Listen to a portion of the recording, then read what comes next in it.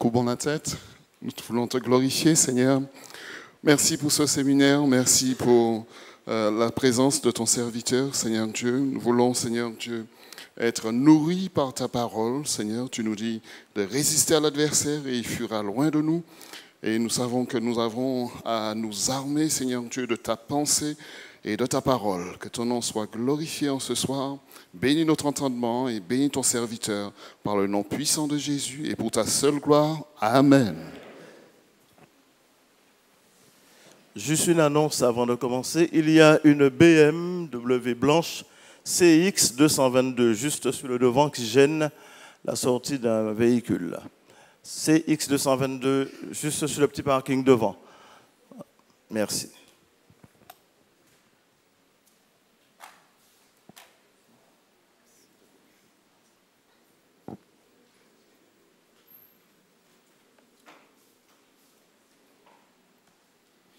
Bonsoir mes frères et sœurs.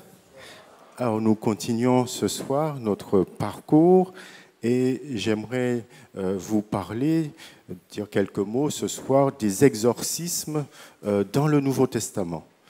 Jésus a opéré un certain nombre d'exorcismes, nous allons le voir, ainsi que les apôtres. Et je vous propose de mettre le zoom sur quelques textes du Nouveau Testament qui parlent d'exorcisme pour essayer d'en tirer quelques conclusions. Et je vous parlerai aussi de cette théorie nouvelle qu'on appelle la théorie des esprits territoriaux, que l'on trouve assez répandue dans certains milieux évangéliques. Et nous essayons de voir quels éléments de discernement nous pouvons avoir à l'égard de cette théorie nouvelle. Et si j'ai le temps, je pense avoir le temps, essayer de gérer le temps pour pouvoir le faire, je commencerai à répondre à quelques questions que vous avez bien voulu poser hier soir. Alors, donc, parlons de l'exorcisme dans le Nouveau Testament. Selon les évangiles, Jésus, notre Seigneur, croyait dans l'existence des démons. Il savait que les démons existaient, il les prenait au sérieux et les combattait. Et les évangiles nous disent que Jésus a délivré plusieurs individus de leur emprise. En fait, les évangiles racontent 6 cas, c'est peut-être 7 cas d'exorcisme de Jésus. Donc il y a 7 exorcismes de Jésus qui sont décrits explicitement dans les évangiles. Et vous avez des textes sommaires qui résument quelque peu le ministère de Jésus et qui disent qu'il chassait beaucoup de démons. Jésus avait une réputation d'exorciste bien établie. Et je voudrais m'attarder ce soir sur quelques textes du Nouveau Testament. Je ne peux pas traiter tous les textes, hein, vous comprenez bien. Je vous signale simplement, dans le livre « Délivre-nous du mal », j'ai traité beaucoup de textes sur l'exorcisme, qui parlent d'exorcisme dans le Nouveau Testament. Mais ce soir, je vais mettre le zoom sur que quelques-uns, ceux qui sont peut-être les plus délicats à interpréter et qui, de mon point de vue en tout cas, sont parfois mal compris, mal interprétés. Et c'est pourquoi je les ai choisis. Alors, le premier texte que je voudrais regarder avec vous, c'est celui qui décrit le plus longuement un exorcisme de Jésus, et c'est le texte de Marc, chapitre 5, les 20 premiers versets. Marc, chapitre 5, les 20 premiers versets. Ce texte se trouve dans l'évangile de Marc, mais il se trouve aussi dans l'évangile selon Matthieu, au chapitre 8, versets 28 et suivants, et aussi dans l'évangile selon Luc, au chapitre 8, versets 26 à 39. Et il y a quelques détails qui sont quelque peu différents dans les évangiles, mais c'est la même histoire. Alors, je vous lis Marc, chapitre 5. Ils arrivèrent de l'autre côté du lac dans la région de Guérasa, ou Gadara, où Jésus débarqua. Aussitôt, sortant des tombeaux, un homme qui était sous l'emprise d'un esprit mauvais vint à sa rencontre. Il habitait dans les tombeaux et même avec une chaîne, personne ne pouvait plus le tenir attaché, car on l'avait souvent enchaîné et on lui avait mis des fers aux pieds. Mais il cassait les chaînes et brisait les fers. Personne ne pouvait le maîtriser. Sans cesse, nuit et jour, il errait parmi les tombes et sur les montagnes en hurlant, se blessant contre les rochers. D'aussi loin qu'il vit Jésus, il accourut, se prosterna devant lui et lui cria de toutes ses forces, « Que me veux-tu, Jésus, fils du Dieu très haut ? Je t'en conjure, au nom de Dieu, ne me tourmente pas. » Jésus lui disait, « Esprit mauvais, sors de cet homme. » Jésus lui demanda, « Quel est ton nom ? » « Je m'appelle Légion, répondit-il, car nous sommes une multitude. » Et il pria instamment Jésus de ne pas les renvoyer du pays. Or, il y avait par là sur la montagne un grand troupeau de porcs en train de paître. Les esprits mauvais supplièrent Jésus, « Envoie-nous dans ces porcs pour que nous entrions en eux. » Jésus le leur permit. Ils sortirent donc de l'homme et entrèrent dans les porcs. Aussitôt, le troupeau qui comptait environ 2000 bêtes s'élança du haut de la pente et se précipita dans le lac où elles se noyèrent. Les gardiens s'enfuirent et allèrent raconter l'histoire dans la ville et dans les fermes. Les gens vinrent donc voir ce qui s'était passé.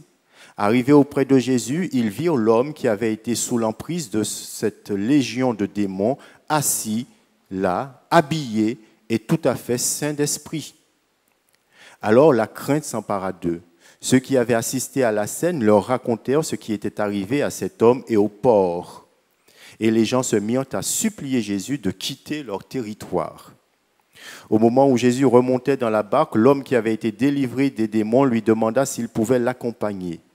Mais Jésus ne le lui permit pas. Il lui dit, « Va, rentre chez toi auprès des tiens et raconte-leur ce que le Seigneur a fait pour toi et comment il a eu pitié de toi. » Alors il s'en alla, il se mit à proclamer dans la région des 10 villes ce que Jésus avait fait pour lui, au grand étonnement de ceux qui l'écoutaient.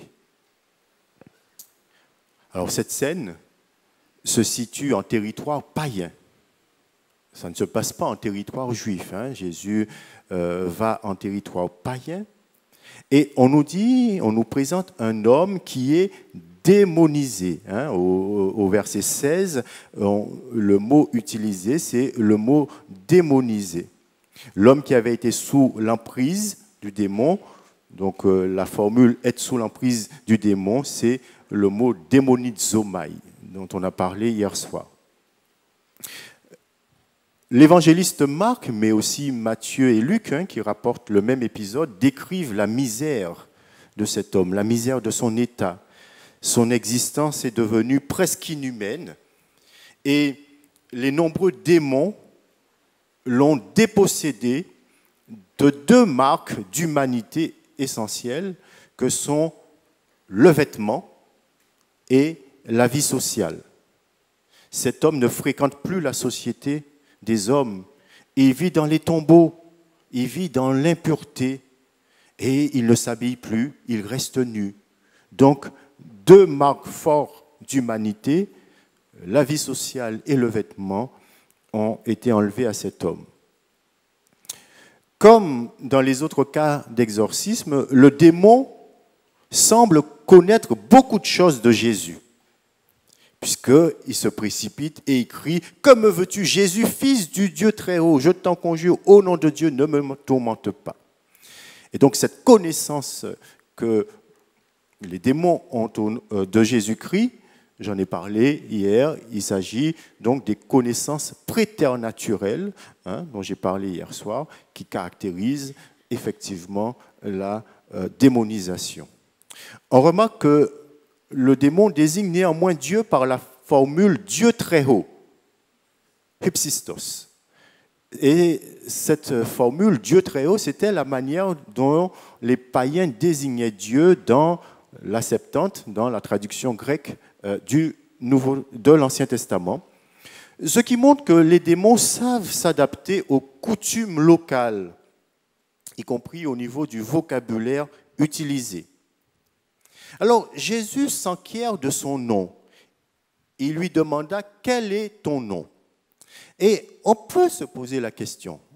Souvent, on ne se pose pas cette question, mais ça vaut quand même la peine de se poser cette question. À qui Jésus demande-t-il son nom?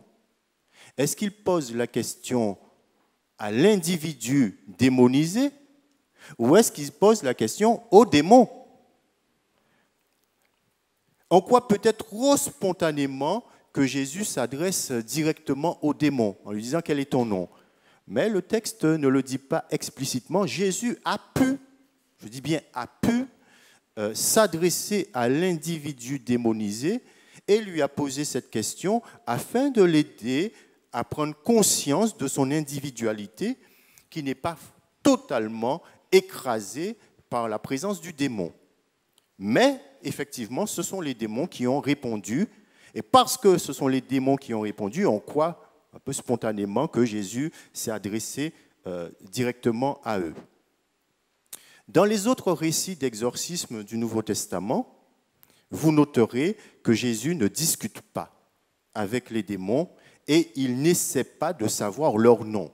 Au contraire, vous lisez bien tous les autres textes d'exorcisme du Nouveau Testament, on nous dit, et les évangélistes utilisent un mot bien précis, Jésus les rabroue.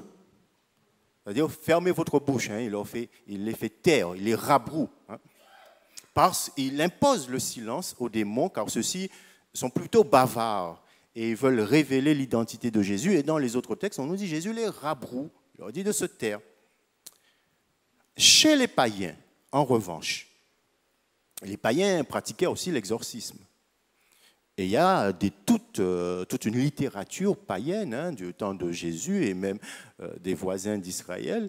On connaît ces textes de la littérature païenne où on pratiquait l'exorcisme. Et chez les païens, la connaissance du nom du démon constitue un élément essentiel du rite d'exorcisme. Et donc chez les païens, il faut absolument savoir le nom du démon parce que quand on détient cette information, le nom du démon, cela permet d'avoir emprise sur lui, cela permet d'avoir autorité sur lui et cela permet de le chasser. Mais vous remarquerez que dans les évangiles, mis à part peut-être ce texte, et nous reviendrons là-dessus, on ne pose pas du tout la question aux démons pour savoir quel est leur nom, ni Jésus, ni d'ailleurs les apôtres dans le livre des Actes. Mais chez les païens, c'est vrai qu'on considérait qu'il fallait absolument savoir le nom du démon pour avoir autorité sur lui. Et on retrouve cette même idée dans certains textes juifs. Certains textes juifs qui ne sont pas inspirés, hein, ce n'est pas les textes de l'Ancien Testament, mais certains textes qui appartiennent à la littérature juive, la littérature religieuse juive, mais qui n'est pas inspirée, notamment dans un livre qu'on appelle le Testament de Salomon. Testament de Salomon qui, bien sûr, n'a pas été rédigé par Salomon. Hein, mais vous savez, il y a eu toute une tradition chez les Juifs où on a fait de Salomon un très grand exorciste et c'est ces textes-là et cette littérature qu'une certaine société, enfin les francs-maçons pour ne pas les nommer, aiment à utiliser et à faire référence. Donc dans ce texte juif, le Testament de Salomon, qui n'est pas écrit par Salomon, eh bien, on insiste effectivement sur le fait que lors d'un exorcisme, il faut interroger le démon et il faut à tout prix connaître son nom. Or, dans les évangiles, c'est très important quand même de noter ce détail, Jésus ne discute pas avec les démons et ne cherche pas à connaître leur nom. Et c'est la même chose dans le livre des Actes des Apôtres. Hein. Lisez les exorcismes qui sont rapportés dans le livre des Actes des Apôtres. Les démons non plus ne cherchent pas à connaître le nom du démon. Et ils ne cherchent pas à avoir d'informations venant d'eux. Ils leur ordonnent plutôt de se taire et de partir. Alors, on observe que l'évangéliste Matthieu, qui rapporte le même épisode, ne signale pas cet élément dans son récit. Relisez Matthieu et vous verrez que Matthieu ne dit pas que Jésus a posé la question « Quel est ton nom ?» Cela suggère donc que pour Matthieu, en tout cas, exiger le nom du démon n'était pas un élément essentiel de l'exorcisme. Mais remarquons que légion, les démons répondent et disent légion. Légion, ce n'est pas un nom propre. Légion, ça signifie plutôt que l'individu est habité par une multitude de démons. Une légion romaine du temps de Jésus pouvait compter à l'époque jusqu'à 6000 hommes. Cela ne veut pas dire qu'il y avait 6000 démons présents dans cet homme, mais en répondant ainsi, les démons font diversion et ne répondent pas finalement à la question de Jésus, si la question de Jésus leur était directement destinée. Ils ne répondent pas. Ils disent « Nous sommes nombreux, nous sommes légions ». Et vous notez que Jésus n'insiste pas. Nous sommes nombreux, bon ben voilà, nous sommes nombreux. Jésus n'a pas insisté pour savoir le nom de chacun d'eux. Jésus ne leur a pas dit « Vous êtes légions, ok, pas ni problème, on y tout le temps moins, en cas coûter les autres, ben moins les autres, chaque nom à autres qu'il a. » Jésus n'a pas dit ça. Il a dit, nous sommes légions, nous sommes plusieurs. Ben, ok. Il passe à autre chose. Ça ne l'intéressait pas finalement. Donc si Jésus s'adresse aux démons, si on pense que c'est aux démons qu'il s'est adressé, les démons n'ont pas répondu à cette question et Jésus n'a pas insisté pour savoir, parce que cette information l'intéresse finalement peu et d'ailleurs il n'en fait aucun usage dans l'exorcisme qui suit. Il ne dit pas démon X, je t'ordonne de partir, démon Y, je t'ordonne de partir, démon Z. Non. Alors donc c'est vrai que dans ce texte, je vous signale l'ambiguïté à qui Jésus pose la question. Alors on ne peut pas exclure tout à fait l'idée que Jésus ait posé la question aux démons, mais je dis simplement que ce n'est pas sûr et que même si Jésus avait posé la question aux démons, ce détail n'était pas finalement très important pour lui. Mais si on estime que Jésus s'est adressé au démon pour lui demander son nom, alors on peut suggérer que Jésus l'a fait à cause du public qui était présent.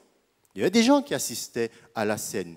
Et si Jésus a posé la question au démon, si on pense que c'est au démon qui s'est adressé, eh bien c'est surtout à cause du public présent que Jésus l'a fait, parce que les païens pensaient qu'il était nécessaire d'obtenir le nom du démon pour avoir autorité sur lui. Et Jésus se serait alors, ici, dans ce texte particulier, adapté en quelque sorte à cette croyance locale pour que son geste soit signifiant, pour que son geste ait sens, pour que son geste fasse sens pour le public païen présent qui assistait à la scène.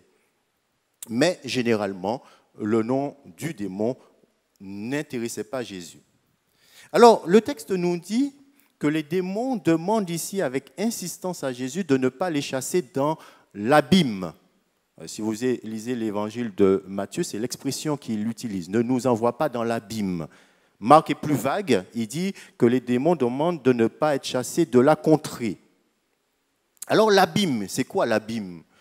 Eh bien, l'abîme désigne le monde infernal, le lieu de châtiment où sont jetés les ennemis de Dieu. Quand on dit que, par exemple, Apocalypse 20, verset 3, le diable est jeté dans l'abîme, et l'abîme représente le lieu où sont jetés tous les ennemis de Dieu. En général, lorsque Jésus chasse un démon, il ne précise pas le lieu où ils doivent aller. Il ne leur assigne pas de destination. Alors vous avez un livre apocryphe de l'Ancien Testament qui est le livre de Tobie. Tobie, pour nous protestants et pour les juifs, n'est pas un livre inspiré.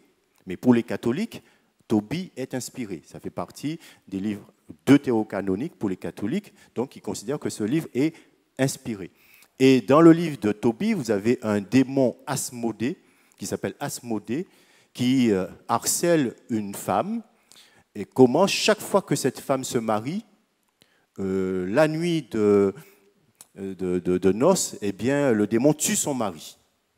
Bon, il se contente de tuer le mari, hein, il ne faut pas imaginer autre chose, en tout cas le texte ne dit pas, mais il tue le mari à chaque fois, et ça s'est produit 7 fois. Et donc le démon a été chassé avec un rituel très bizarre, hein. puisque on nous dit qu'on a brûlé le foie d'un poisson et l'odeur du foie du poisson a incommodé le démon qui s'est enfui en Égypte. En Égypte. Alors c'est pourquoi vous avez des exorcistes, souvent des apprentis exorcistes en Europe, eux, quand ils chassent les démons, c'est en Afrique au Cavoyo, en passant à ce texte. Alors, donc, vous voyez, là, Jésus, en général, chasse les démons sans leur assigner de lieu de destination, ce qui contraste avec les exorcistes païens, babyloniens notamment. Et dans les exorcismes païens, chez les Babyloniens en particulier, il est capital d'envoyer le démon dans un animal ou dans un objet. Quand on chasse le démon, il faut lui dire d'aller dans un objet ou d'aller dans un animal. Donc Jésus, ici, fait une concession aux démons qui lui demandent de les laisser partir dans ce troupeau de porcs. Alors, cette concession que Jésus fait aux démons pourrait nous surprendre. C'est surprenant quand même. Les porcs ont en commun avec les démons d'appartenir au monde impur. C'est l'esprit impur. Les démons, ce sont les esprits impurs. Et le porc est un animal considéré comme impur. Étant donné que les porcs meurent étouffés dans la mer, on peut supposer, c'est une façon peut-être de supposer que les démons sont restés prisonniers dans l'abîme. L'abîme qui est souvent associé à la mer dans l'imaginaire juif. Une fois de plus, en faisant cette concession aux démons d'aller dans les ports, Jésus pense au public païen qui est présent, qui assiste à la scène. La chute du troupeau de porcs a pour but de prouver le succès de l'exorcisme de Jésus aux yeux de ces païens, et cela a pour but de confirmer auprès d'eux la puissance de Jésus-Christ sur ce monde démoniaque. Donc Jésus veut montrer aux démonisés, à l'individu démonisé et à ses proches et à tout le public qui assiste à cette scène, Jésus veut montrer à toutes ces personnes de manière visible et de manière intelligible pour eux, pour leur culture, dans un pays païen où sont répandues bien des idées sur les démons et sur les rites d'exorcisme, Jésus veut montrer de manière nette, claire, visible à tous ceux qui sont là que le démonisé est réellement libéré et qu'il a commandé aux démons de partir, d'où la permission d'aller dans ce troupeau de porcs et la destruction de ce troupeau de porcs. Donc, on peut penser que cette permission de Jésus est un signe concret et visible de la libération de cet homme esclave depuis si longtemps. Alors, une fois délivré, l'homme se trouve assis, tranquille, dans son bon sens, nous dit l'évangéliste Marc. Il est vêtu, il ne reste pas nu, il est libéré, et dorénavant, il se tient aux pieds de Jésus, ce qui est la position du disciple. Et son attitude va contraster avec celle des habitants, ceux qui ont vu ce miracle pourtant. Eh bien, eux, ils sont saisis de crainte et ils disent à Jésus, pars, ne reste pas chez nous. Ils ont peur.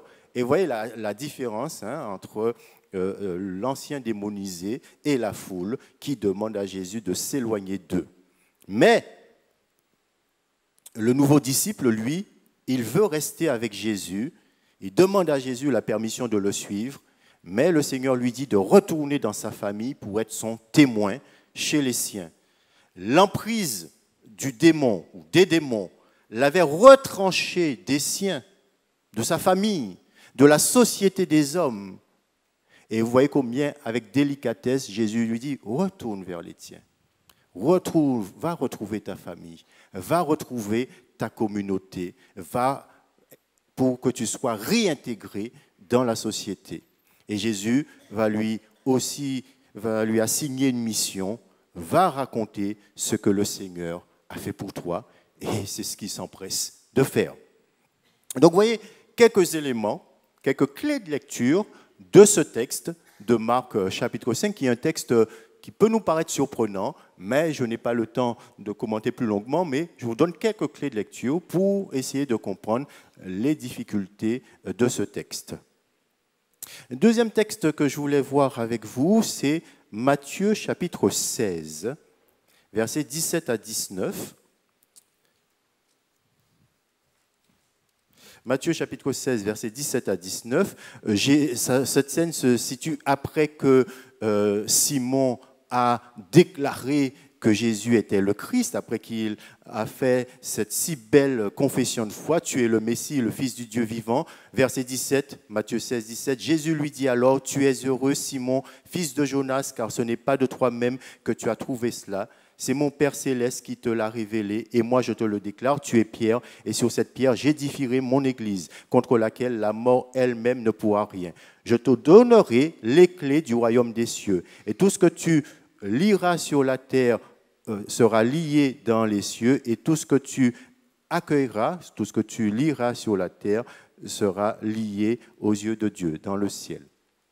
Donc là, Jésus donne à Pierre les clés du royaume des cieux et lui dit que ce qu'il lira sur la terre sera lié dans les cieux. Là, Jésus est en train de parler du privilège historique de Pierre, de la place de Pierre dans le plan de Dieu, dans le plan de salut même de Dieu. Et quel a été le grand privilège de l'apôtre Pierre? C'est son privilège à lui, Pierre. Hein? Eh bien, il a ouvert les portes du royaume de Dieu par sa prédication à différentes catégories de personnes. C'est Pierre qui a ouvert le royaume des cieux aux Juifs et aux prosélytes en Actes chapitre 2. C'est Pierre qui est allé voir les Samaritains aussi pour leur ouvrir les portes du royaume. Et c'est Pierre, encore lui, qui a ouvert les portes du royaume aux païens par sa prédication. Donc lorsque Jésus parle des clés, là, c'est pour parler du rôle historique que Pierre aura à jouer. Alors pour les Juifs du temps de Jésus, et c'est là il faut faire attention quand on interprète l'Écriture. Il faut interpréter l'Écriture en se rappelant que la Bible a été écrite au 1er siècle. Au 1er siècle, enfin les évangiles ont été écrits au 1er siècle. Ça fait un certain nombre de temps. Et il y avait une certaine façon de parler à l'époque. Et nous, souvent, quand on prend une formule biblique, on l'interprète peut-être trop rapidement comme on l'utilise aujourd'hui. Alors qu'il faut faire le travail de comprendre qu'est-ce que cette expression voulait dire à l'époque où le Nouveau Testament a été écrit. Et pour les Juifs du temps de Jésus, le pouvoir des clés représentait l'autorité d'enseigner, l'autorité d'interpréter la loi et d'évaluer la fidélité des individus à la loi. Cela représentait donc l'aspect disciplinaire. Et on trouve cette explication dans des textes juifs du 1er, 2e siècle, dans le Talmud, ce qu'on appelle le Talmud, qui dit que lier et délier est une expression technique qui signifie l'autorité disciplinaire. L'autorité disciplinaire, c'est pourquoi, d'ailleurs, la Bible du semeur que j'ai a traduit ce texte, donc Matthieu 16, je te donnerai les clés du royaume des cieux. Tout ce que tu excluras sur la terre auront été exclus aux yeux de Dieu, et tout ce que tu accueilleras sur la terre auront été accueillis aux yeux de Dieu. Oui, parce que là, il faut faire attention à cette formule liée et déliée qu'on a tendance à mal interpréter, mais il faut l'interpréter comme on l'interprétait au 1er siècle, comme on l'interprétait au temps de Jésus. Donc, tout ce que tu excluras sur la terre auront été exclus aux yeux de Dieu. Donc, le contenu de ce texte de Matthieu 16 n'est pas si éloigné de Matthieu 18, 18 que je vais commenter.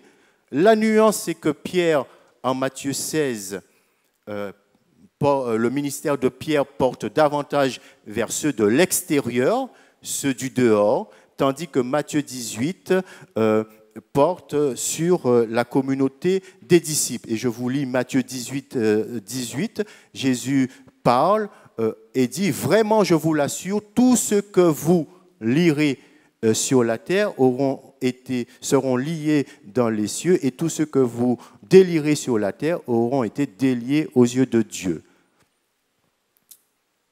Donc, souvent, on interprète ces formules comme renvoyant un pouvoir que Jésus aurait donné à ses disciples sur le diable et les démons, pouvoir de les lier. c'est-à-dire de les chasser, d'annihiler leur pouvoir ou leur influence sur des individus. Alors moi, je ne conteste pas ça, cette idée que oui, le Seigneur nous a donné autorité pour chasser les démons. Mais ce que j'essaie de vous dire, c'est que ce texte précis de Matthieu 16 et de Matthieu 18 que l'on cite souvent ne veut pas dire cela. Vous comprenez, hein, il ne faut pas me faire dire ce que je n'ai pas dit. Parce que souvent, on ne comprend pas ce que la personne dit et on lui fait dire ce qu'il ne dit pas. Je ne dis pas que les disciples n'ont pas autorité pour chasser les démons. Ce que je dis, c'est que ce texte de Matthieu 18 ne dit pas ça. C'est un terme technique. La formule liée et déliée au temps de Jésus se réfère aux procédures judiciaires et disciplinaires que l'on trouve dans le judaïsme de son temps. La formule liée et déliée est une expression technique, quasiment stéréotypée chez les Juifs du temps de Jésus et se réfère à l'autorité législative et elle signifie interdire et permettre. Lier, délier signifie donc l'autorité de la communauté chrétienne de décider des cas d'excommunication, l'autorité qui est donnée à la communauté chrétienne d'exercer la discipline en son sein. Donc, vous voyez, ce texte-là et cette formule lier et délier concerne d'abord la discipline ecclésiale. Et c'est peut-être parfois à tort qu'on le cite pour parler de l'autorité de chasser les démons. Donc, moi, je ne conteste pas que les disciples, les apôtres et les disciples de Jésus à sa suite aient autorité pour chasser les démons, mais je dis simplement que Matthieu 18 ne renvoie pas à ça, mais renvoie à l'autorité disciplinaire de la communauté chrétienne. Et comment je le sais? Je le sais parce que dans les textes juifs du 1er siècle, qui sont contemporains à Jésus-Christ, et les textes du 2e siècle, vous trouvez très souvent cette formule dans les textes du Talmud avec le sens que je vous ai donné. Alors, passons à un autre texte. Là, maintenant, dans le livre des Actes des Apôtres, c'est Actes chapitre 8. Actes chapitre 8, là, nous allons voir des disciples qui sont à l'œuvre. Et je vous propose de lire un texte intéressant, Acte 8, versets 9 à 24. Or, depuis quelque temps, un homme nommé Simon s'était établi dans la ville et y exerçait la magie. Il émerveillait le peuple de Samarie et prétendait être un grand personnage. Toute la population, du plus petit jusqu'au plus grand, lui accordait donc une grande attention. Cet homme, disait-il, est la puissance même de Dieu, celle qu'on appelle la grande puissance. S'il s'attachait ainsi à lui, c'était parce que depuis assez longtemps, il les étonnait par ses actes de magie. Mais quand ils crurent Philippe, qui leur annonçait la bonne nouvelle du règne de Dieu et de Jésus-Christ, ils se firent baptiser tant les hommes que les femmes. Simon lui-même crut et fut baptisé. Dès lors, il ne quittait plus Philippe, émerveillé par les signes miraculeux et les prodiges extraordinaires qui s'accomplissaient sous ses yeux. Quand les apôtres restés à Jérusalem apprirent que les Samaritains avaient accepté la parole de Dieu, ils déléguèrent auprès d'eux Pierre et Jean. Dès leur arrivée, ceux-ci prièrent pour les nouveaux disciples afin qu'ils reçoivent le Saint-Esprit. En effet, il n'était pas encore descendu sur aucun d'eux. Ils avaient seulement été baptisés au nom du Seigneur Jésus. Pierre et Jean leur imposèrent donc les mains et reçurent l'Esprit Saint. Simon vit que l'Esprit Saint était donné aux croyants quand les apôtres leur imposaient les mains. Alors il leur proposa de l'argent et leur dit « Donnez-moi à moi aussi ce pouvoir pour que ceux à qui j'imposerai les mains reçoivent l'Esprit Saint. » Mais Pierre lui répondit « Que ton argent périsse avec toi et toi avec lui, puisque tu t'es imaginé qu'on pouvait se procurer le don de Dieu avec de l'argent. Tu n'as ni part ni droit dans cette affaire, car ton cœur n'est pas droit devant Dieu. Détourne-toi donc du mal qui est en toi et demande au Seigneur de te pardonner s'il est possible d'avoir eu de telles intentions dans ton cœur. Car à ce que je vois, tu es rempli d'amertume et de méchanceté et tu es captif du mal. » Alors dans ce texte d'Acte 8, il est fait mention de l'activité d'exorcisme de Philippe, en Acte 8, 7, dans la région de Samarie, et il est aussi question de sa confrontation avec le magicien du nom de Simon, qui provoquait l'admiration des foules par ses actes de magie. Alors ce texte nous enseigne plusieurs vérités spirituelles importantes. Je voudrais vous faire remarquer. Premièrement, le syncrétisme, c'est-à-dire le mélange religieux, magico-religieux, mélange de magie et de foi, le bricolage religieux est une tentation très vive à laquelle les chrétiens récemment convertis, et peut-être même les plus anciens chrétiens, doivent souvent faire face. Les personnes venant d'un arrière-plan culturel marqué par la magie ou le magico-religieux peuvent avoir tendance, comme Simon, à interpréter le christianisme, ses actes de puissance en particulier, à partir de leur vision du monde magique ou magico-religieuse. Et c'est pourquoi Luc, dans cet épisode, insiste pour distinguer entre la magie et les actes et prodiges venant des serviteurs du Christ, venant de l'Esprit Saint. Et on peut noter les contrastes que Luc très subtilement fait entre Philippe et Simon. Par exemple, Philippe, chapitre 8, verset 13, on nous dit, 8, verset 13, Simon lui-même crut et fut baptisé. Dès lors, il ne quittait plus Philippe, émerveillé par les signes miraculeux et les prodiges extraordinaires qui s'accomplissaient sous ses yeux. Or, pour Simon, que nous dit-il au verset 11 ?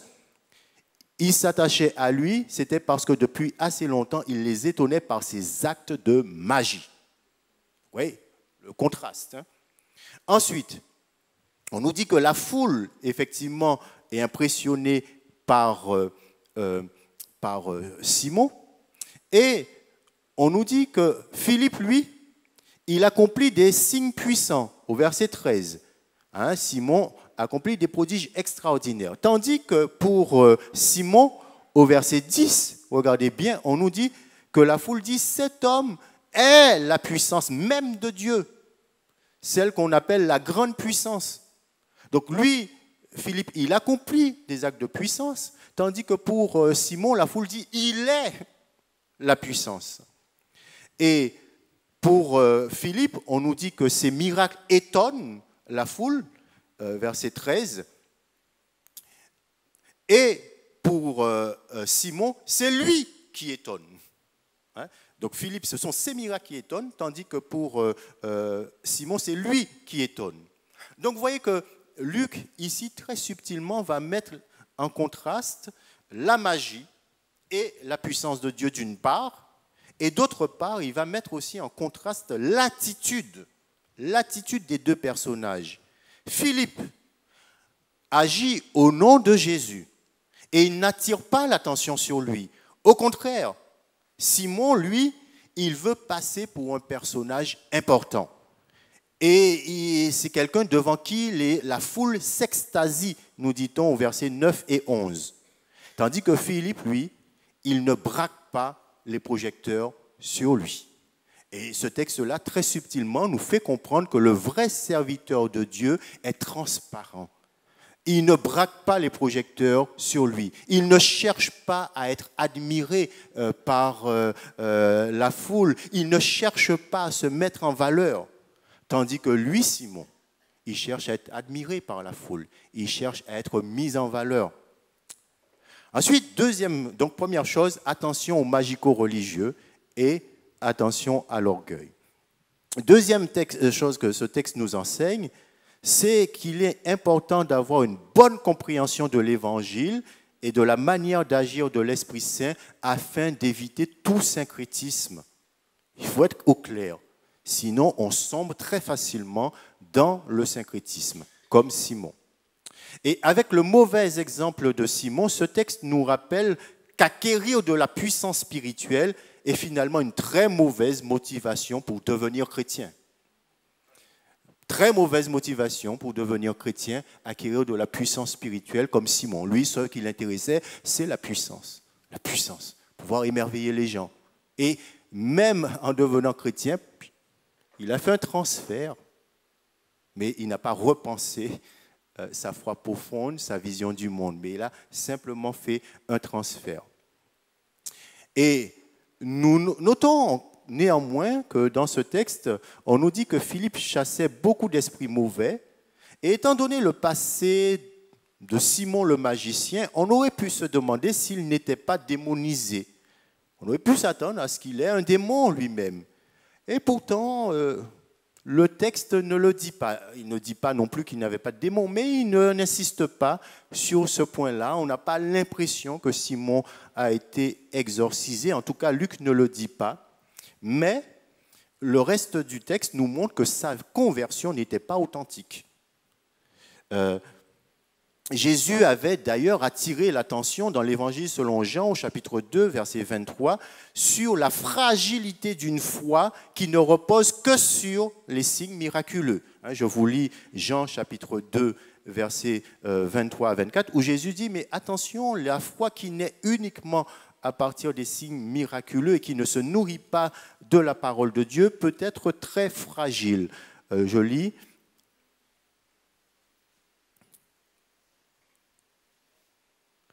Pendant que Jésus séjournait à Jérusalem pour la fête de la Pâque, beaucoup de gens crurent en lui en voyant les signes miraculeux qu'il accomplissait. Mais Jésus ne se fiait pas à eux car il les connaissait tous très bien. Oui. Donc Jésus n'était pas impressionné. Donc ce texte nous montre qu'effectivement, la foi qui repose uniquement sur les signes miraculeux peut être parfois bien ambiguë et bien fragile, à l'exemple de Simon. Alors Pierre est très sévère avec Simon, mais il ne l'a pas, on n'a pas l'impression qu'il l'ait quand même exorcisé, et pourtant il dit à Simon de se repentir. Il l'appelle à une métanoïa au verset 22, acte 8, 22. Il lui dit, mais je vais vous lire exactement ce qu'il dit à Simon. Il l'appelle à une conversion profonde, en fait. 8, verset 22. Détourne-toi donc du mal qui est en toi et demande au Seigneur de te pardonner s'il est possible d'avoir eu de telles intentions dans ton cœur. Donc il appelle Simon à une métanoïa profonde, à une conversion profonde, à un changement profond de son cœur. Alors, troisième texte que je voudrais évoquer avec vous, un texte difficile, là encore, c'est Acte 19. Acte 19, versets 11 à 20.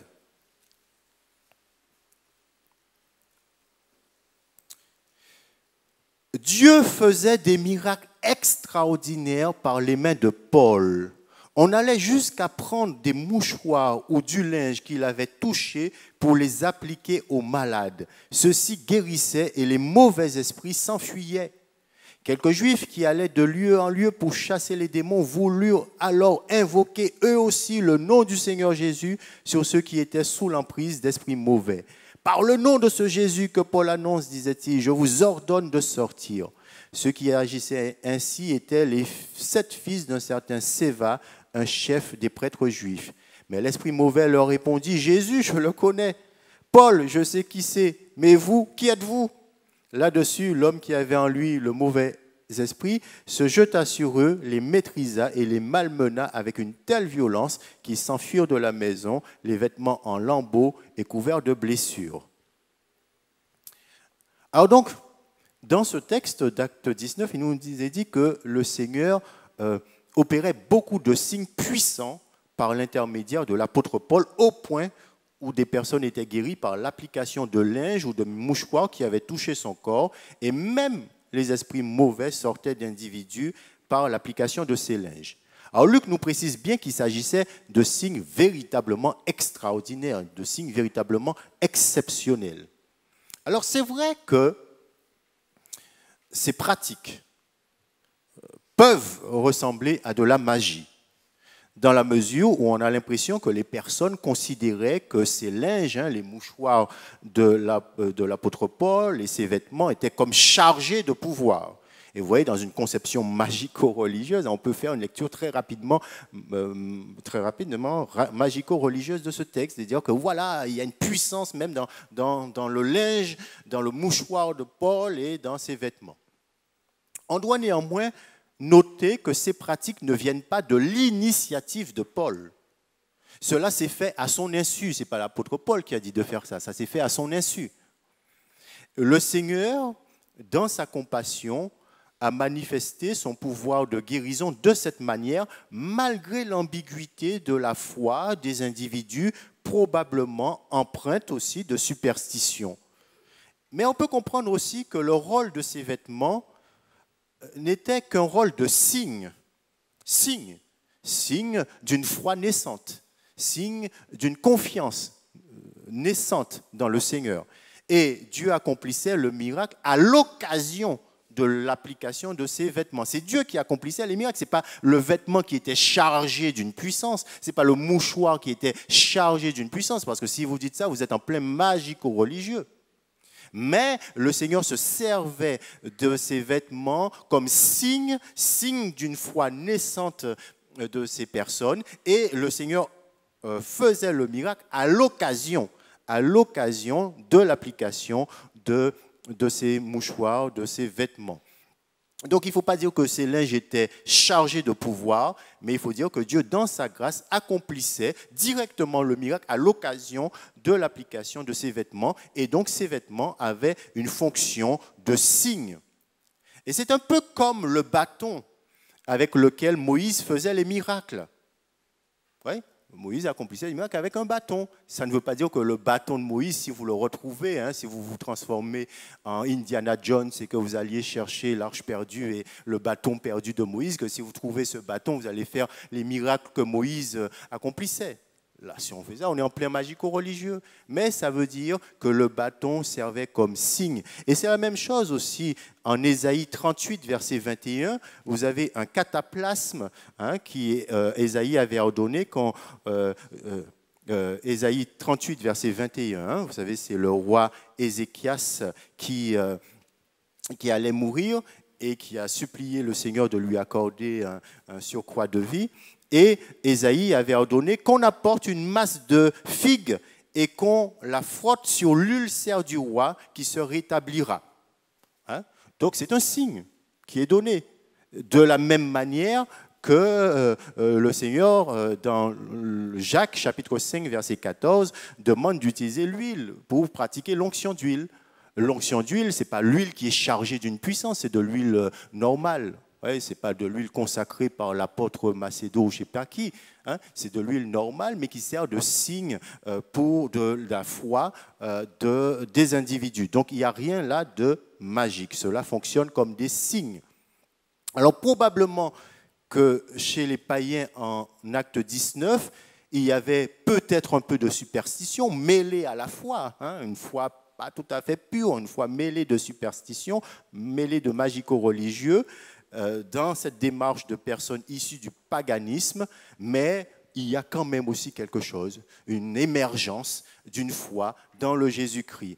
Une foi ambiguë, une foi peut-être pas très claire, mais le Seigneur, dans sa grâce, a pris ces personnes où elles étaient, avec le peu de compréhension qu'elles avaient de lui, il leur a fait grâce, mais bien sûr, dans l'optique que ces personnes persévèrent, progressent spirituellement, et parviennent à une foi plus pure, moins superstitieuse. Et d'ailleurs, si vous lisez le reste du chapitre 19, notamment les versets 17 à 20, cela montre la futilité des pratiques magiques et cela permet de mettre ce verset en perspective. La piété de ces Éphésiens, peut-être encore teintée d'animisme, n'a été ni avalisée, ni institutionnalisée de manière formelle par les apôtres. Les apôtres n'ont pas donné un blanc-seing, n'ont pas dit que c'était bien ce qu'ils faisaient. Ouais, donc c'est important donc, de le noter.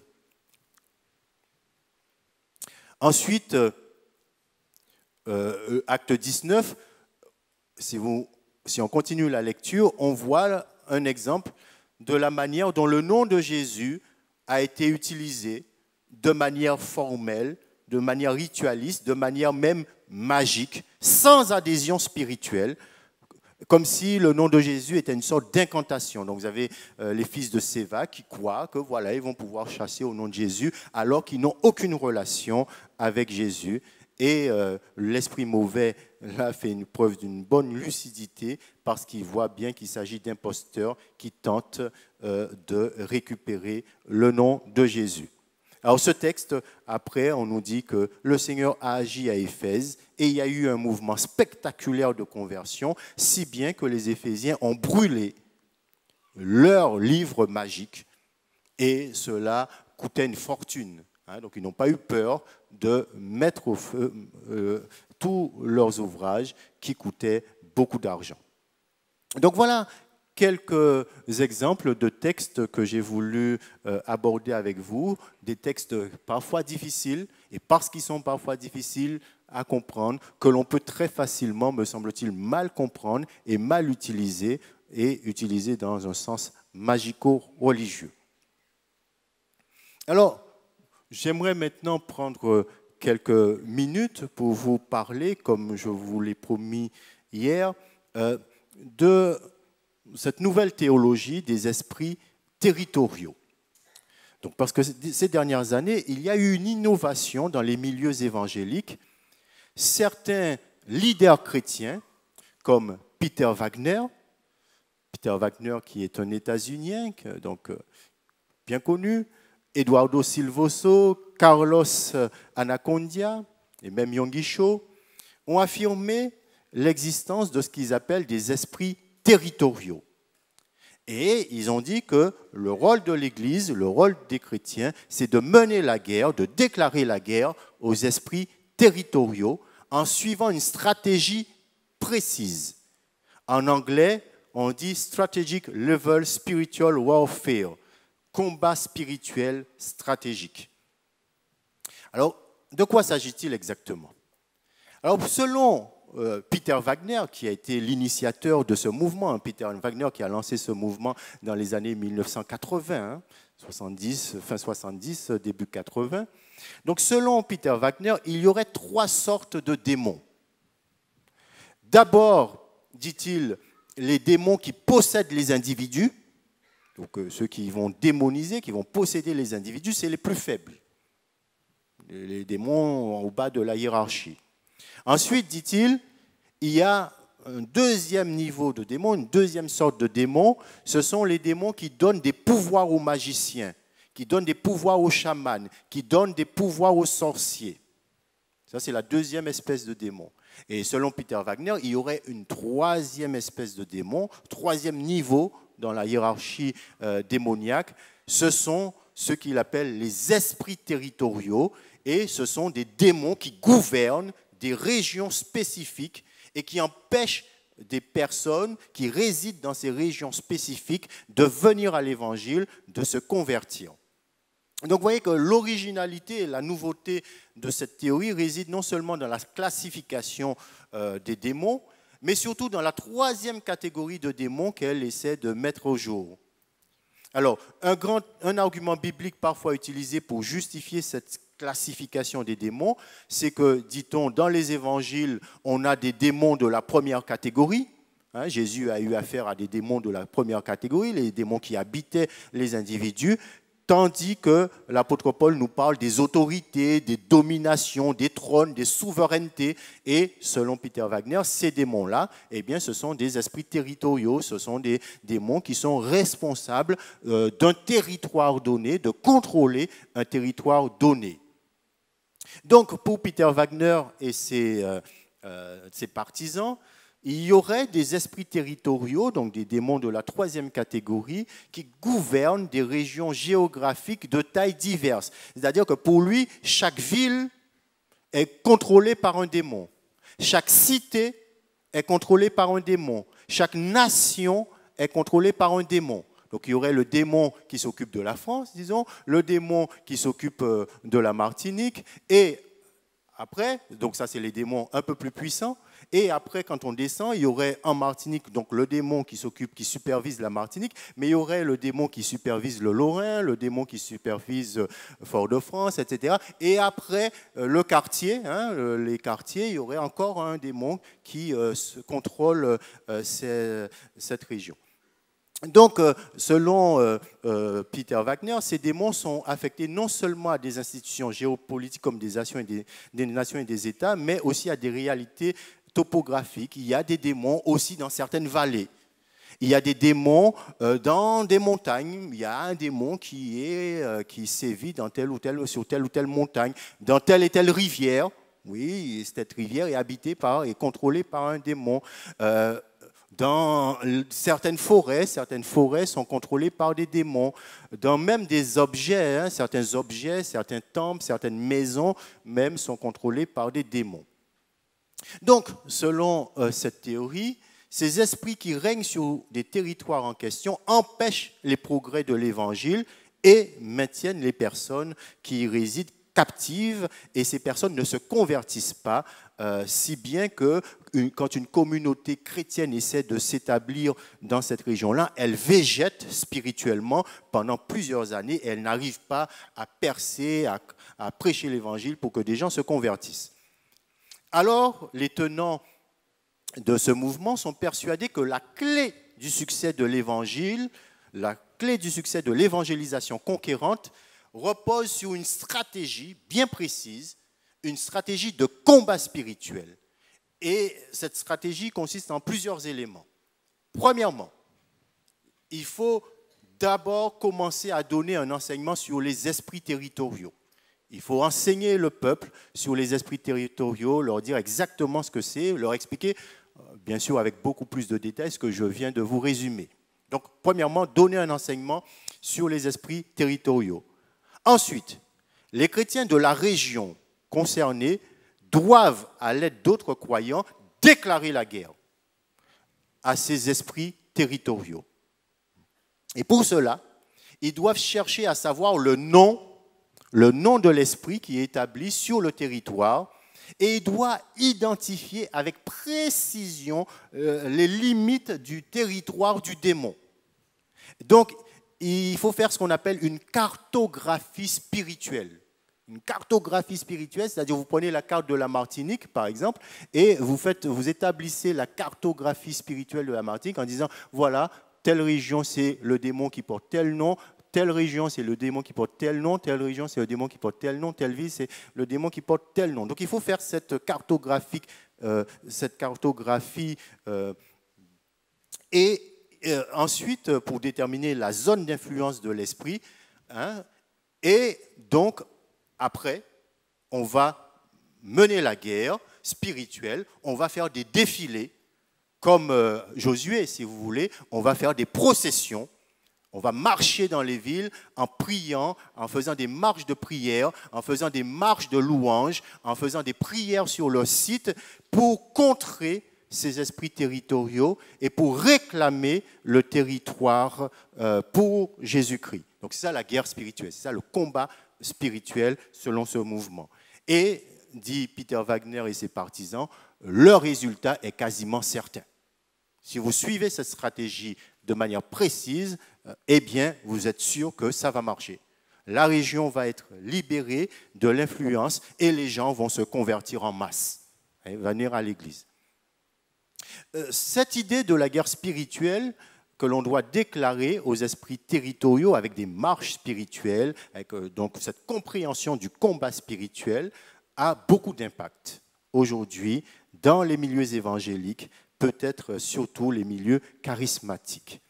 Ce qu'il faut savoir, c'est que cette idée, cette théologie précise, s'infiltre aussi parmi les églises évangéliques plus traditionnelles, plus classiques, mais surtout par les cantiques, surtout par les chœurs que l'on chante. Et les chantres ne sont pas souvent conscients de cette théologie et ils font parfois chanter des cantiques qui véhiculent cette théologie. Bon, alors, à leur défense, ce qu'on peut dire, c'est que dans les cantiques que je vais vous montrer, ce n'est pas massif. Quand on connaît la théologie, on le voit. Mais quand on ne sait pas ça, on ne le voit pas. Ouais, c'est discret, ce n'est pas massif. Même maintenant que je vous ai expliqué un peu ce qu'il y a derrière, quand vous lirez certains cantiques, vous direz « Ah, il y a ça derrière ». Bon, je vais vous en citer deux, mais sans m'attarder très longtemps. Par exemple, le 379 sur J'aime. Alors, J'aime 2, qui est un très bon recueil de cantiques. Hein, pour autant, je ne suis pas en train de vous dire de jeter vos J'aime 2. Il y a de très très beaux cantiques, de très très beaux chants dans J'aime 2, mais il y a quelques chants qui reflètent quand même cette théologie des esprits territoriaux. Je lis par exemple le 379. Assaillons les villes, franchissons les murailles, nous sommes l'armée de Dieu qui combat dans les cieux. Qui ordonne aux montagnes, jetez-vous dans la mer, et vous, esprits méchants, retournez au désert. Strophe 2. Rien sur notre passage ne pourra subsister. Les lieux que nous foulons, Dieu nous les a donnés. Satan, nous t'avons vu, cesse de te cacher, car au nom de Jésus, nous t'avons démasqué. Et très beau chant et avec beaucoup de dynamisme. Hein, et quand on chante ça à la batterie, nous sommes l'armée du roi, hein, enfin, le refrain. Bon, c'est pas massif, hein, mais c'est la théologie qu'il y a derrière. Ouais, c'est la théologie qu'il y a derrière, des esprits territoriaux, qui est dans cette mouvance, hein, ce cantique. Alors, un autre cantique que je vous signale, hein, pour que vous voyez un peu ce que je veux vous dire, c'est le 472. Le 472, prenons cette cité, luttons avec foi, la prière fait trembler les démons, assaillons ses entrées par des cris de joie, par nos louanges, les murs crouleront, car son règne s'étend aux frontières de cette ville, il n'est rien ici qui ne soit son domaine, nous devons nous lever, il nous a déjà donné cette région, etc. etc. Bon, voilà. Donc, c'est discret. Il y aurait d'autres cantiques à citer, mais bon, je ne vais pas passer trop de temps là-dessus. C'est discret, mais en fait, quand on a chanté ces cantiques et ensuite on entend un enseignement sur les esprits territoriaux, on se dit « Ah, mais je connais !» et ça passe beaucoup plus facilement.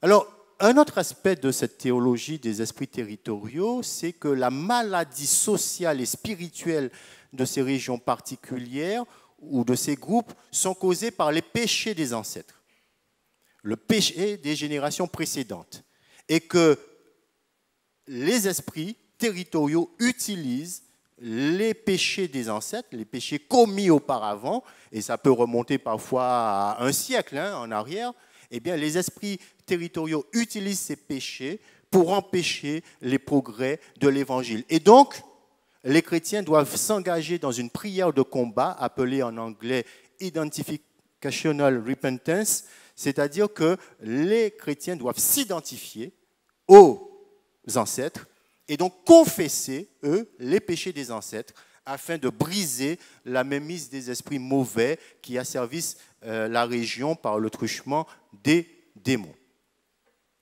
Alors, comment les partisans de ce mouvement sont-ils parvenus à de telles conclusions? Eh bien, une fois de plus, l'expérience a joué un grand rôle. Les partisans ont construit leur démonologie souvent à partir du témoignage d'anciens sorciers ou de personnes qui pratiquaient l'occultisme et qui se sont convertis. Et c'est souvent ces anciens pratiquants d'occultisme qui fournissent le nom des démons et qui disent, voilà, c'est le démon un tel qui contrôle cette région, je le sais parce que j'ai pratiqué l'occultisme. Et ce sont souvent les témoignages d'anciens sorciers qui permettent de savoir la spécialisation des démons, le nom des démons, et qui permettent d'établir la cartographie spirituelle. Ce mouvement fait aussi une grande confiance aux mythes et aux légendes animistes pour identifier et localiser l'esprit à l'œuvre. C'est-à-dire que quand ils veulent faire leur cartographie spirituelle, ils écoutent les légendes populaires, les histoires qui sont liées à telle rivière. Donc ils écoutent toutes ces légendes et ils disent « Ah ben voilà, c'est le démon tel qui effectivement est là, qui règne sur cette rivière ». Mais parfois, ils ne vérifient pas le bien fondé biblique de ces croyances. Par exemple, ils affirment que les démons habitent dans les rivières, habitent dans les arbres. C'est une croyance très répandue dans l'animisme. Et c'est ça même l'essence de l'animisme. Mais remarquons que jamais dans la Bible, il n'est question, comme dans le paganisme, et le paganisme de tous les continents, il n'est pas question d'esprits qui résident dans des créatures inanimées, dans des arbres, dans des rivières, dans des montagnes, dans des sources. Mais les partisans du combat spirituel et des esprits territoriaux pensent qu'ils ont quand même un argument biblique. Un texte biblique et peut-être deux textes bibliques à faire valoir. Et je voudrais vous signaler ces textes et dire un mot rapidement de ces textes. Le texte qu'ils avancent le plus souvent, c'est Daniel chapitre 10. Daniel chapitre 10, versets 10 à 20. Je vous lis ce texte. Alors, une main me toucha, elle me fit me redresser tout tremblant sur mes genoux et sur les paumes de mes mains. Puis la voix me dit, Daniel, homme bien-aimé de Dieu, sois attentif aux paroles que je t'adresse. Mets-toi debout où tu es, car j'ai été maintenant envoyé vers toi. Pendant qu'il prononçait ces mots, je me relevai tout tremblant. Il poursuivit. Sois sans crainte, Daniel, car dès le premier jour où tu as appliqué ton cœur à comprendre et à t'humilier devant ton Dieu, ta prière a été entendue et je suis venu vers toi en réponse à tes paroles. Mais le chef du royaume de Perse, s'est opposé à moi durant 21 jours. Alors Michel, l'un des principaux chefs, est venu à mon aide et je suis resté là auprès des rois de Perse. Je suis venu pour te faire comprendre ce qui arrivera à ton peuple dans l'avenir, car c'est encore une vision qui concerne ces temps-là. Voilà donc le texte qui sert souvent d'appui à la thèse des esprits territoriaux, puisqu'il est question du prince du royaume de Perse qui a résisté 21 jours à l'ange et qui a été retenu captif, et l'ange a été secouru par Michel, dit-il au verset 13. Au verset 21, d'ailleurs, on nous dit « Auparavant, je vais te révéler ce qui est écrit dans le livre de vérité. Personne ne me soutient contre tous ses adversaires, excepté Michel, votre chef. » Et au verset 20, il dit « Je suis sur le point de m'en retourner pour combattre le chef de la Perse. Et quand je partirai, le chef de la Grèce apparaîtra. » Ouais. Des textes un peu mystérieux, qui ne sont pas si faciles à comprendre. Alors, c'est qui le prince du royaume de Perse? C'est qui le prince, le chef de la Grèce?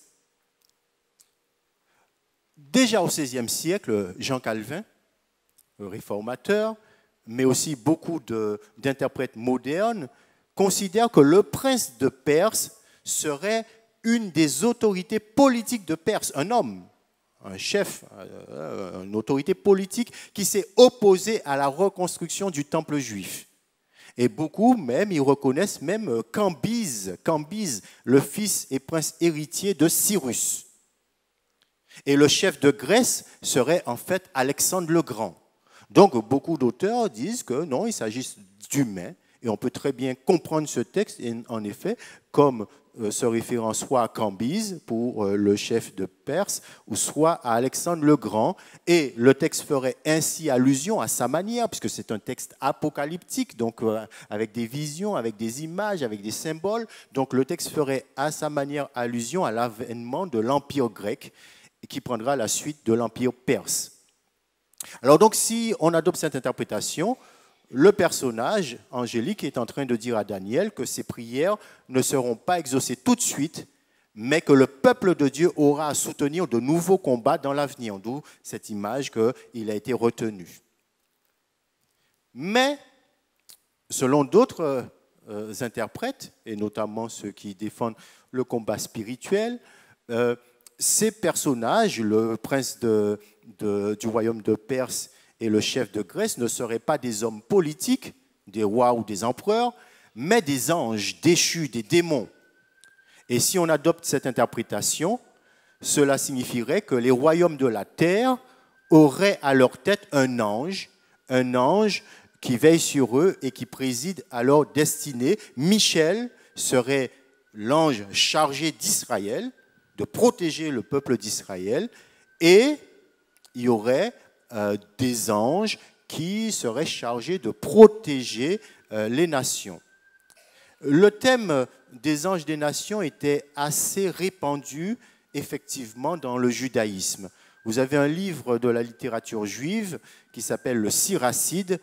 Et que dit le Siracide? À chaque peuple, le Seigneur a préposé un prince, mais Israël est la portion du Seigneur. Et donc, on estime que ce texte fait référence à Daniel 10 et aussi à Deutéronome 32, 10, qui est aussi invoqué. Donc, à partir de ces textes-là, on pourrait conclure qu'effectivement, le Seigneur a placé chaque peuple sous l'autorité d'un ange et qui s'est chargé d'Israël. Il a confié la responsabilité d'Israël à l'archange Michel. Et donc, selon les partisans du combat spirituel, eh bien, si il y a un ange de Dieu, un bon ange qui s'occupe des nations, de chaque nation, eh bien, il y a un démon aussi qui s'occupe de chaque nation. Donc les démons, les esprits territoriaux seraient en quelque sorte le pendant négatif des anges des nations. Alors quels éléments de discernement proposer devant cette théorie? La théorie du combat spirituel et des esprits territoriaux. Cette théorie a quelques points forts qui méritent d'être mentionnés et d'être pris au sérieux. D'abord, l'importance accordée à la prière. Tout mouvement qui incite les croyants à prier et tout mouvement qui conduit à un renouvellement de la vie de prière des chrétiens doit être quand même pris au sérieux. C'est honorable. Et ce mouvement a en effet attiré l'attention des chrétiens sur le faible investissement des chrétiens dans la prière et donc a mis l'accent sur l'importance de la prière. Et ce mouvement a su mobiliser des réseaux importants pour prier, à mobiliser les chrétiens pour prier pour les nations, pour prier pour leur pays, pour prier pour les territoires. En outre, on peut mentionner aussi leur volonté d'évangélisation, l'amour qu'ils ont pour les territoires qu'ils veulent gagner pour Jésus, le désir que les gens découvrent le message de l'Évangile. Et ils mettent aussi l'accent sur la réalité de l'occulte, que dans le monde, même dans le monde occidental, il y a de l'occultisme, il y a des gens qui pratiquent de l'occultisme, et ils mettent l'accent sur effectivement cette réalité des anges mauvais qui asservissent aussi les humains. Et donc, ce mouvement des esprits territoriaux a obligé les chrétiens à repenser leur démonologie, à s'intéresser un peu plus à la démonologie et à travailler ce sujet. On pourrait effectivement souscrire au thème des anges des nations et considérer que Daniel 10 est un support biblique à la théorie donc des anges des nations, que le chef du royaume, que Michel s'occupe d'Israël et qu'il y a des anges des nations. Mais si on opte pour l'interprétation démonologique de Daniel 10, si on dit que le prince de Perse, c'est un démon, et le chef de Grèce, c'est aussi un démon, il faut noter que le texte suggère que les démons, le prince de Perse ou de Grèce, s'opposent au peuple de Dieu dans certaines régions.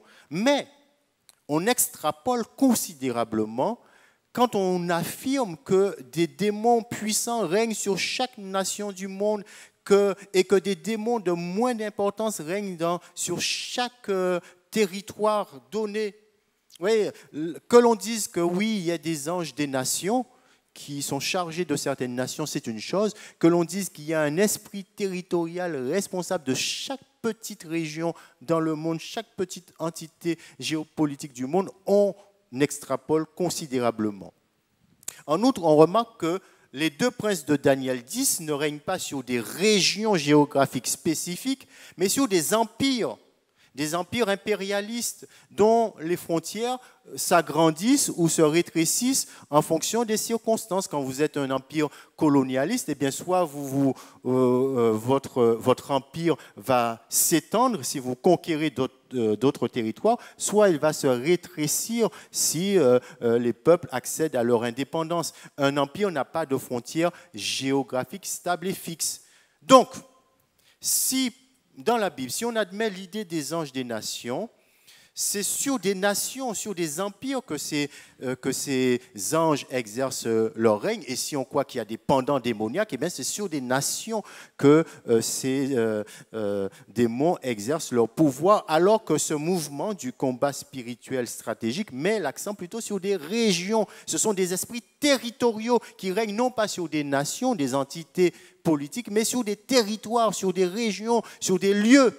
Oui, alors que ce n'est pas ce que le texte de Daniel dit. Vous voyez un peu la nuance. Hein? La nuance, c'est que si effectivement ils avaient raison, eh bien, il faudrait plutôt mettre l'accent sur des anges et des démons qui règnent sur des nations et non pas sur des lieux précis, des régions précises. En outre, on peut se demander si on trouve dans les Écritures la stratégie de combat que propose cette théorie. D'abord, il faut faire un enseignement sur les esprits territoriaux. Ensuite, il faut identifier l'esprit territorial. Il faut savoir le nom de cet esprit. Il faut établir une cartographie spirituelle. Ensuite, il faut confesser les péchés des ancêtres. Et ensuite, il faut déclarer la guerre aux esprits territoriaux par des marches, par des processions, en chantant les cantiques que je vous ai signalés, avec des chants de victoire. Il me semble que le Nouveau Testament n'a pas, quand vous lisez le livre des Actes des Apôtres, vous ne trouvez pas cette stratégie. On ne cherche pas à savoir le nom des esprits. L'évangile est annoncé par les apôtres. S'il y a des choses à faire, on le fait, mais il n'y a pas toute cette stratégie de chercher le nom de l'esprit, etc. D'ailleurs, les noms personnels qui sont donnés en Daniel 10, ce sont les noms des anges bons, des bons anges, Michael et Gabriel. Et on ne donne pas le nom des démons. Et d'ailleurs, on parle du prince de Perse, du prince de Grèce. Ce sont des noms génériques, mais ce ne sont pas des noms personnels des démons. Et vous remarquerez que Daniel ne pratique pas la prière de combat, il ne réprimande pas les esprits mauvais, et quand il prie, c'est pour recevoir l'interprétation du rêve qu'il a fait. Alors que dans la stratégie de Peter Wagner, il faut absolument obtenir le nom des démons et utiliser leur nom dans une confrontation directe, lier les démons parce qu'on connaît leur nom. Donc voilà quelques éléments, me semble-t-il, que l'on peut signaler pour pouvoir avoir un discernement théologique sur ce mouvement. Et il me semble que finalement, la libération du monde ne dépend pas finalement de nos stratégies, mais c'est le Seigneur, c'est la puissance de Dieu. C'est parce que la puissance de Satan a été brisée à la croix que les gens sont libérés. Alors le peuple de Dieu est certes engagé dans un combat spirituel, mais il s'agit de bien situer ce combat. Nous sommes appelés à résister. Nous dit l'apôtre Pierre, résistez au diable, il fuira loin de vous.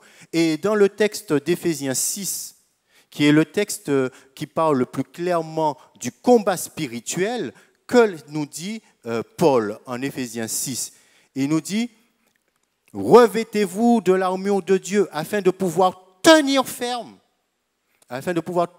contre toutes les ruses du diable. Car nous n'avons pas à lutter contre les êtres de chair et de sang, mais contre les puissances, contre les autorités, contre les pouvoirs de ce monde des ténèbres et contre les esprits du mal dans le monde céleste. C'est pourquoi endossez l'armure que Dieu donne afin de pouvoir résister au mauvais jour et tenir jusqu'au bout après avoir fait tout ce qui était possible. Tenez donc ferme.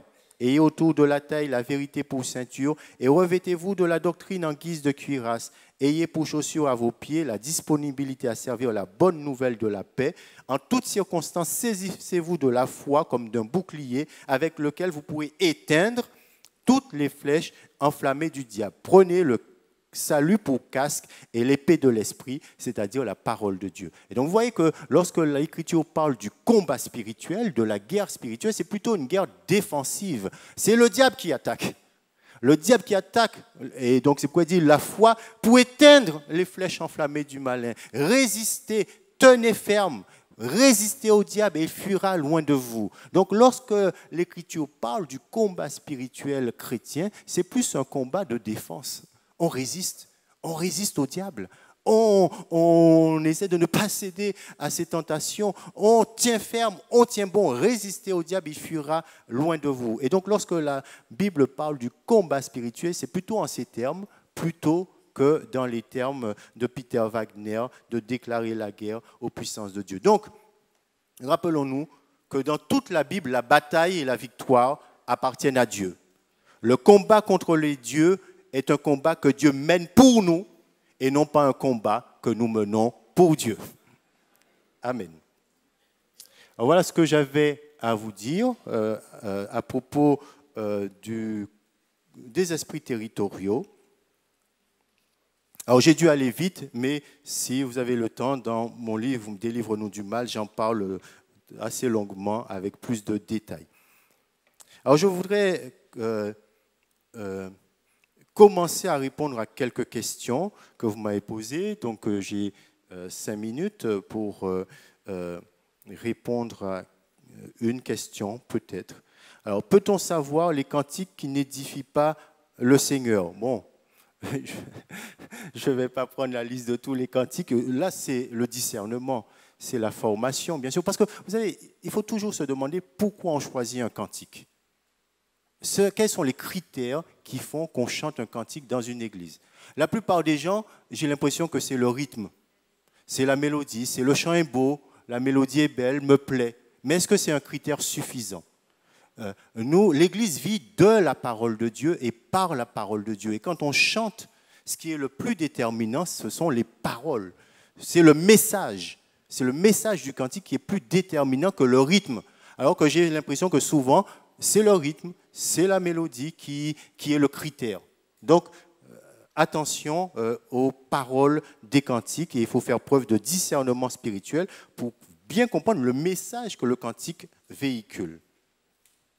Les anciens peuvent-ils faire des exorcismes seuls? Alors, je ne sais pas quel est le sens de la question. Hein. Il faut toujours faire l'exégèse d'une question. Soit on peut comprendre la question, est-ce que les anciens peuvent faire des exorcismes seuls? Est-ce qu'il faut être accompagné? Est-ce que c'est plus sage d'aller accompagner? Ou est-ce que la question c'est, est-ce que c'est seulement les anciens qui peuvent faire des exorcismes? C'est la première. Les deux sont possibles. Alors, bien sûr, je pense qu'il est toujours sage de ne pas procéder seul. C'est toujours sage de ne pas procéder seul, surtout dans ces choses-là.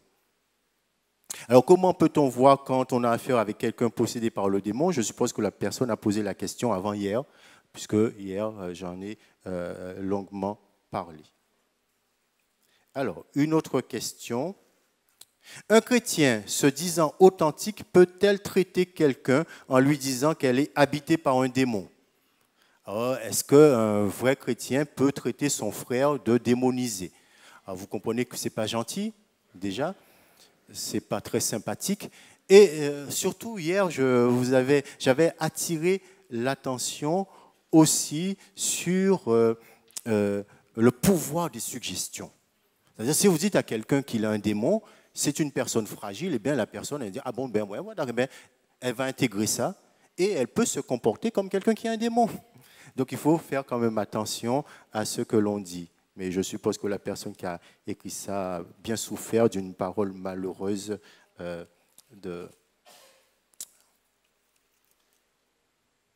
Quand on a une douleur sans raison, qu'est-ce qu'il faut penser et qu'est-ce qu'il faut faire? Une douleur sans raison, est-ce qu'on a une douleur sans raison? Bon, il y a souvent des raisons de la douleur. Donc, quoi faire? Je pense qu'il y a deux choses qu'on peut faire. Aller voir son médecin et prier. Aller voir son médecin, aller voir son église, ses frères et sœurs, et leur demander de prier pour nous.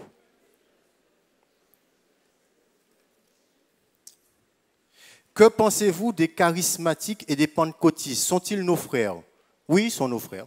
Ils sont nos frères. Oui, ils sont des chrétiens tout à fait authentiques, tout à fait nés de nouveau, qui partagent 95% de notre foi, de notre théologie. Nous avons un petit désaccord sur l'interprétation du thème du baptême de l'Esprit, Mais mis à part cette différence, et nous avons aussi des différences après de culture d'église, des différences de manière de faire, des différences aussi d'expression de la foi. Certains sont plus exubérants que d'autres. Nous avons des différences liturgiques, mais ce sont des différences qui font partie d'une diversité légitime. On a une différence théologique qui n'est pas mince, c'est l'interprétation du thème du baptême du Saint-Esprit. Les pentecôtistes ont une interprétation toute particulière du baptême du Saint-Esprit, qui sont les seuls à avoir. Il ne faut pas oublier que le pentecôtisme est né dans les années 1903-1905 et jusqu'à 1903-1905, personne dans toute l'histoire de l'Église n'avait interprété le thème du baptême du Saint-Esprit comme deuxième expérience qui suit la conversion et une expérience de revêtement de puissance avec le parler en langue comme signe preuve. Personne, avant l'émergence du pentecôtisme, n'avait interprété le thème du baptême du Saint-Esprit ainsi. Et pourtant, dans toute l'histoire de l'Église, c'est un thème que l'on trouve, le baptême du Saint-Esprit, mais pas interprété ainsi. Déjà, les anabaptistes du XVIe siècle parlaient très très souvent du baptême du Saint-Esprit. Donc, ce n'est pas un thème nouveau, la formule est biblique, tout à fait, mais c'est l'interprétation particulière que les pentecôtistes ont donnée qui est nouvelle. Mais, mis à part ce point doctrinal, je pense qu'il faut dire que non, ce sont tout à fait nos frères et sœurs en Jésus-Christ avec lesquels nous avons une vraie communion spirituelle.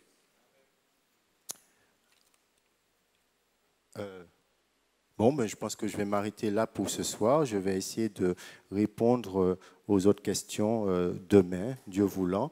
Et si on a le temps, je prendrai d'autres questions. Merci.